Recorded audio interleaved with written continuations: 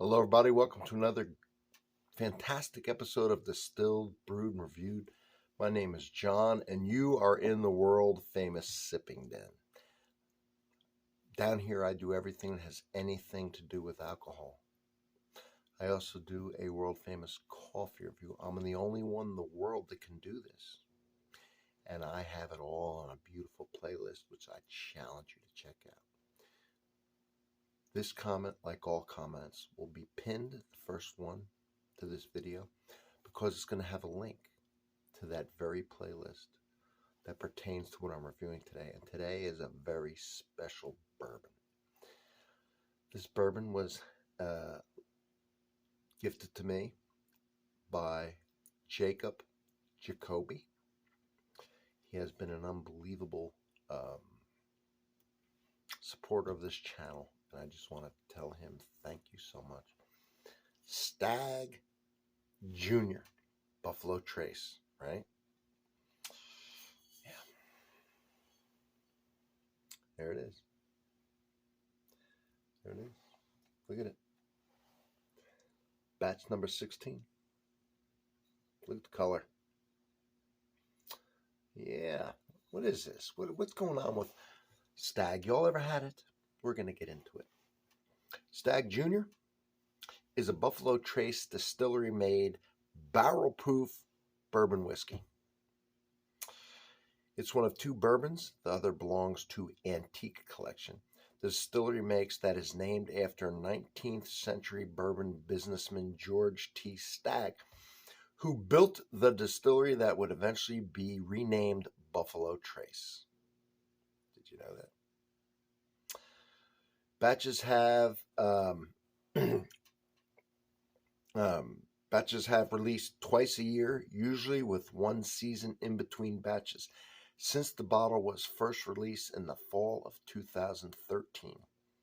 The whiskey is made with Buffalo Trace's mash bill number 1, the same mash bill used to make Eagle Rare, Mainline E.H. Taylor Jr. Bourbon, and the brand's Buffalo Trace Bourbon and more.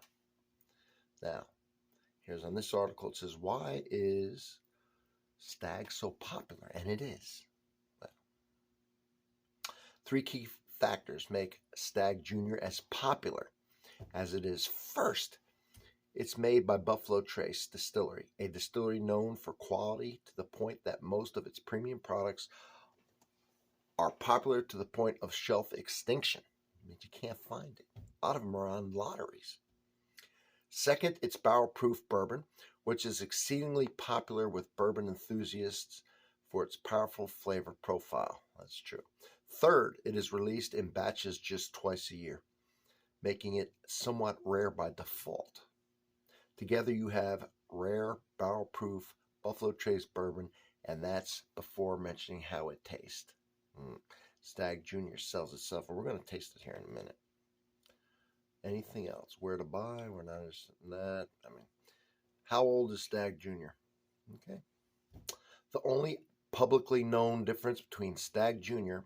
and its big brother, George T. Stagg, is time spent in barrels. Stagg Jr., right here, Stagg Jr.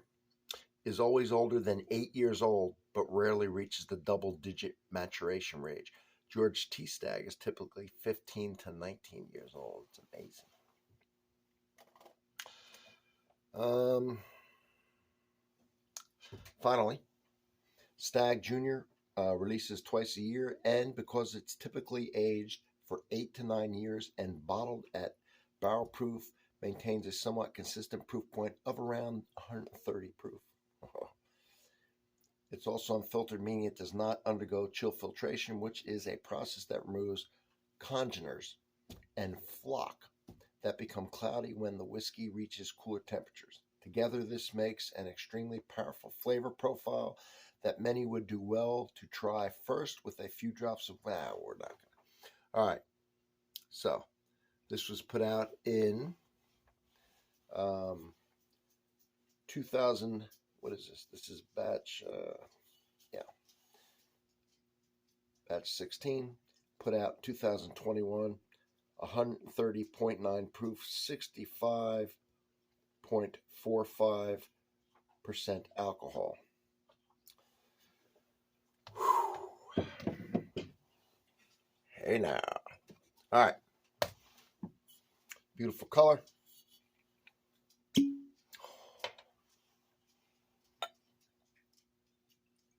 we go. Here we go, ladies and gentlemen, on a journey that few can imagine.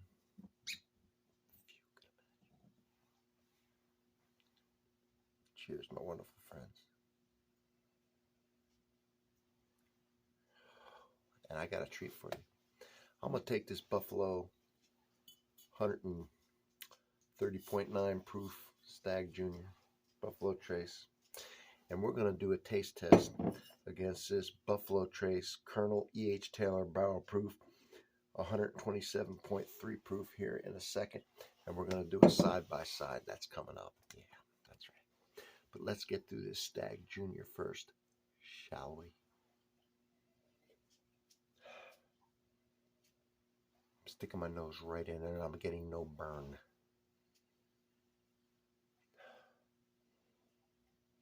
Again, much like a lot of these Buffalo Trace high proof expressions, it's just rich. There's just a lot of intense chocolate, stewed fruit that is over-ripened. It's starting to ferment. Dark chocolate, oak, smoke, the vanillins, the caramelization of those sugars that come out during the heating process.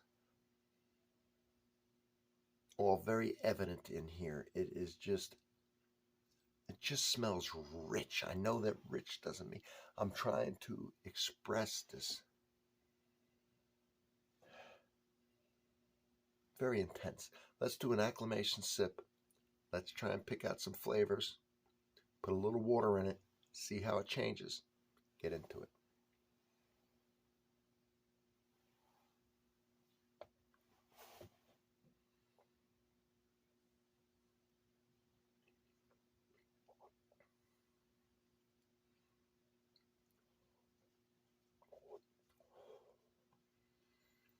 Ooh. Well, 130.9. Yeah. It's the real deal. Wow. Oh, it's beautiful.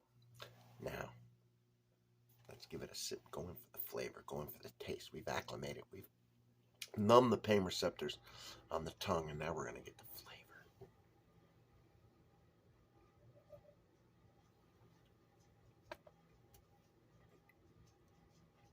Oh, beautiful. Again, it is a dark chocolate without the bitterness. That dark chocolate flavor, but like with a milk chocolate finish. Has that. It is sweet oak that, while it was being heated, sweated out the vanillins, sweated out the sugars. Then it was caramelized by the flame, and you're getting that sweetness, that caramelization of those sugars, that vanilla, that barrel influence.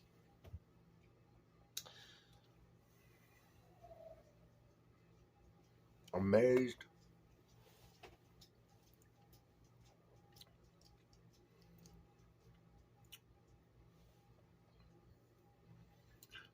by the rich honey, the amazing dark chocolate taste without the dark chocolate bitterness, the stewed, almost self-fermenting, overripe fruits. Yeah, that's right. I'm a fan. I'm going to put a little water in this and see what happens. It's going to be an epic battle between this and the Taylor. Oh, it's going to be wild. Mm-hmm.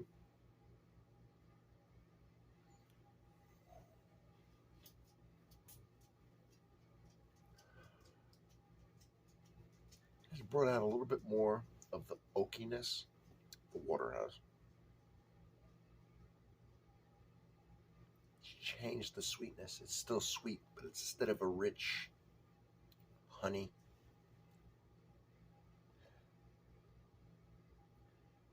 it's more sugar. Still getting the chocolatey smell and all the fruits, the dark, stewy fruits.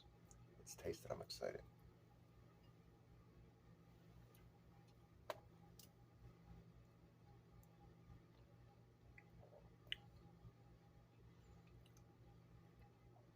The chocolate now has went more from a dark. It's still got the dark, but not as much dark. Remember, it had the dark chocolate with the milky, lighter chocolate finish, where it wasn't bitter, but it had all that dark chocolate. Now it's got more of the milk chocolate taste along, instead of as opposed to the dark chocolate taste, more of a milk chocolate taste.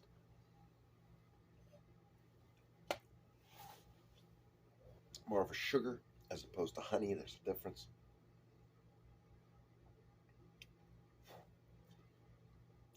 More of the barrel influence, a little more vanilla. Oh, delicious pour. And I'm telling you right now, I can't wait to put this up against the H. Taylor barrel.